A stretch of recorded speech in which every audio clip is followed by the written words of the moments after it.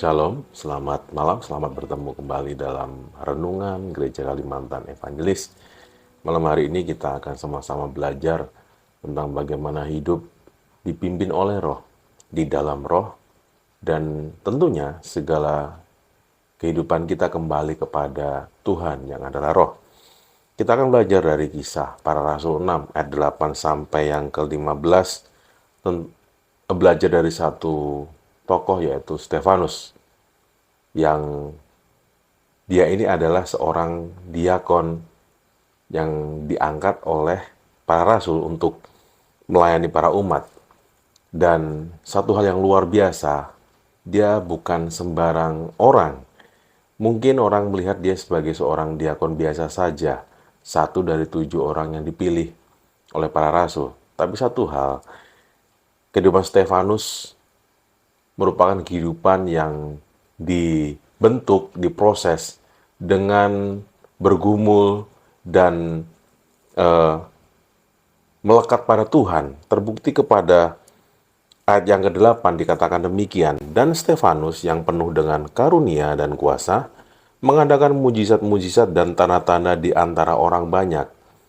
Kata karunia di sini kalau dalam bahasa aslinya ditulis dengan kata pistis atau bahasa Yunani yang artinya dalam bahasa kita adalah iman.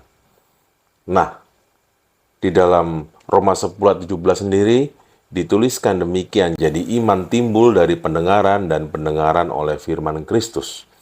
Jadi iman itu bukan hanya sekedar sesuatu yang kebetulan dan terjadi begitu saja, tapi itu merupakan hasil dari proses, dari mendengar, dari memperhatikan, dan terlebih lagi yang diperhatikan ini adalah firman dan kebenaran perkataan Tuhan, yaitu firman Kristus yang menimbulkan iman kepada seorang Stefanus. Demikian juga dalam hidup kita, kalau kita mau belajar dari seorang Stefanus yang taat sampai mati seperti halnya Kristus. Stefanus dirajam sampai mati pada penghujung hidupnya dan tetap mempertahankan imannya, dan juga boleh dikatakan bahwa ini adalah kemenangan bagi surga. Sebab apa?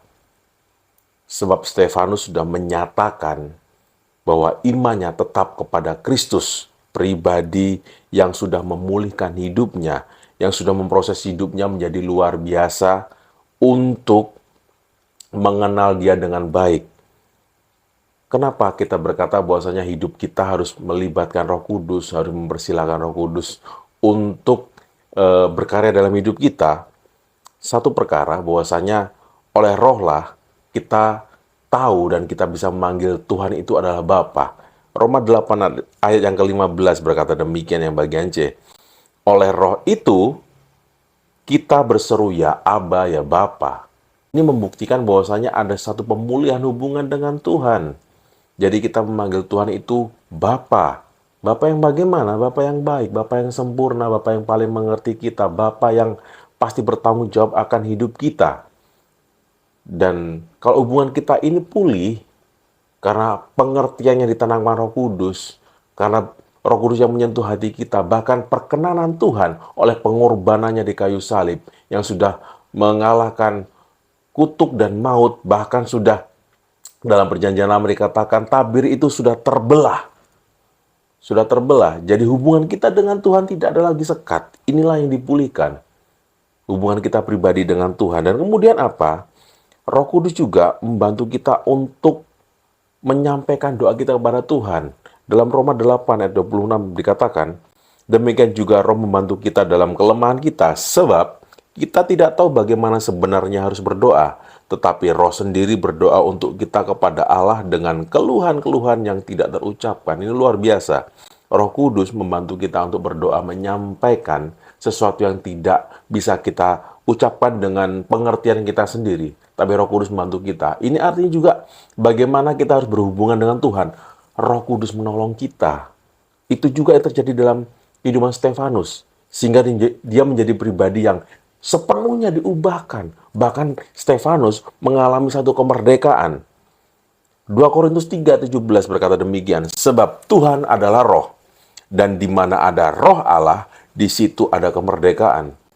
Kalau Stefanus membiarkan dan mempersilahkan Roh Kudus bekerja dalam kehidupannya dan menghasilkan satu kemerdekaan yang luar biasa sehingga dia mengalahkan ketakutan, mengalahkan kekhawatiran, sehingga dia boleh menyampaikan kebenaran firman dengan tidak takut-takut kepada orang sekitarnya, kepada orang-orang bahkan membenci firman itu sendiri. Sehingga sudah kita tahu bahwa ujungnya dari hidup Stefanus, dia mati dengan mengenaskan, dengan tragis. Tapi satu hal, ini yang menjadi kekuatan setiap kita anak-anak Tuhan.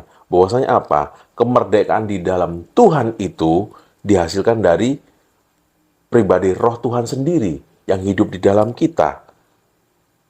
Saya garis bawahi kembali. Sebab Tuhan adalah roh dan di mana ada roh Allah, di situ ada kemerdekaan. Dan biarlah hidup kita dengan percaya, dengan beriman kepada Tuhan, ada kemerdekaan dalam hidup kita.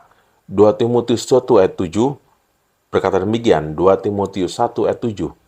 Sebab Allah memberikan kepada kita bukan roh ketakutan, garis bawah ini, melainkan roh yang membangkitkan kekuatan, membangkitkan kasih, dan membangkitkan ketertiban.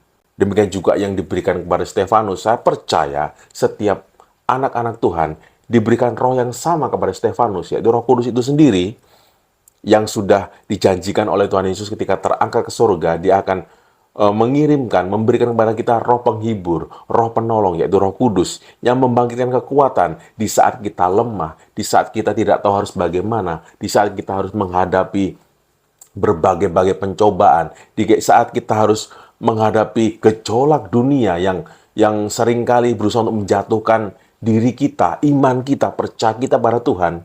Roh Tuhan menolong kita, memberikan kita kekuatan. Bahkan pada waktu Tuhan Yesus berdoa di Taman Getsemani, Roh Tuhan menolong dia untuk tetap konsen kepada tugasnya, yaitu karya keselamatan. Demikian juga yang kedua, Roh membangkitkan apa? Kasih. Bagaimana kita harus mengasihi dengan benar seperti Tuhan mengasihi umatnya, mengasihi para jemaat, mengasihi semua orang. Demikian juga jangan sampai kasih dalam kita ini menjadi hambar seperti kebanyakan orang, seperti yang terjadi pada dunia. Saudara menyerahkan saudaranya untuk dihukum, orang pecah di dalam keluarganya karena hal-hal yang sepele. Ini karena kasih mulai hambar. Demikian Roh Kudus membangkitkan kasih dalam hidup kita untuk kita tetap hidup dengan benar seperti yang Tuhan mau. Terakhir, Roh Kudus juga membangkitkan apa? Ketertiban, artinya kita hidup tertib karena pertolongan Tuhan. Mari kita harus sadari ini bahwasanya dengan pertolongan Roh Kudus, hidup kita menjadi luar biasa. Punya kekuatan untuk menghadapi hidup.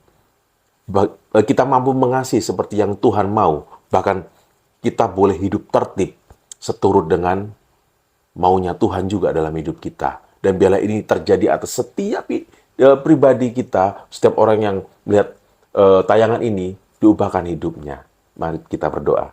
Tuhan Yesus, kami bersyukur anugerah-Mu dan kami percaya firman ini mengingatkan kami kembali seperti halnya terjadi pada Stefanus. Biarlah Roh-Mu semakin lagi berkarya dan bekerja dalam hidup kami. Kami serahkan seluruh hidup kami dalam anugerah-Mu ya Bapa. Bangkitkan iman kami, bangkitkan kekuatan di dalam kami, bangkitkan kasih kami, supaya boleh hidup tertib seperti yang Tuhan mau. Kami percaya perkenanan Tuhan sudah limpah atas kami, dan biarlah hidup kami lebih lagi ya Tuhan Yesus, mengasihi Tuhan, memuliakan Tuhan, dan biarlah ya Bapa seluruh hidup kami menjadi kesukaan yang berbau harum di hadapan Tuhan. Kami serahkan seluruh anak-anak Tuhan yang menikmati tayangan ini, segala berkat kehidupan, sukacita, dan damai sejahtera jadi atas setiap kami, karena Roh Kudus sudah diberikan buat kami. Dalam nama Tuhan Yesus. Amin. Shalom, Tuhan Yesus memberkati.